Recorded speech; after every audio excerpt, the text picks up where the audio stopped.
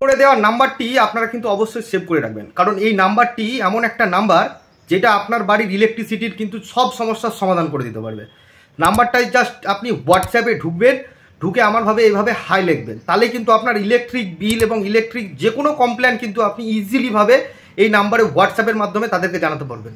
কীভাবে করবেন জানতে হলে ভিডিওটি পুরোটাই দেখুন। ভিডিওটি যদি কোনো কাজে লাগে ভিডিওটি অবশ্যই লাইক কমেন্ট শেয়ার করবেন। প্রথমে আপনারা হোয়াটসঅ্যাপটা ওপেন করবেন, হোয়াটসঅ্যাপটা ওপেন করার পরে এই নাম্বারটা সেভ করবেন। সেভ করার পরে এখানে গিয়ে আপনি জাস্ট হাই লিখবেন। হাই লিখলেই তারা সঙ্গে সঙ্গে কিন্তু আপনাকে একটা রিপ্লাই দেবে। আমি দেখিয়ে দিচ্ছি, এভাবে কিন্তু রিপ্লাই দেবে।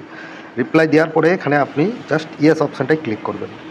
ইয়েস অপশানটাই ক্লিক করলেই আপনার কাছে এরকম একটা চলে আসবে। এখানে কিন্তু আপনার মোবাইল নাম্বার যদি WBAC/DLC-তে রেজিস্ট্রেশন করা থাকে তাহলে কিন্তু আপনার নাম চলে আসবে। যেহেতু আমার নাম্বারটা নাই, সেক্ষেত্রে আমি এখানে নো করলাম। নো করার পরে এখানে কী সমস্যা, এখানে দেখুন সিলেক্ট অপশানে গেলাম। আমার যদি বিল রিলেটেড সমস্যা থাকে, পেমেন্ট থাকে বা সার্ভিস বা সেফটি গাইডলাইন থাকে, সেক্ষেত্রে যেটা থাকে, যদি বিল রিলেটেড থাকে তাহলে বিল রিলেটেড করে আপনি সেন্ড করবেন।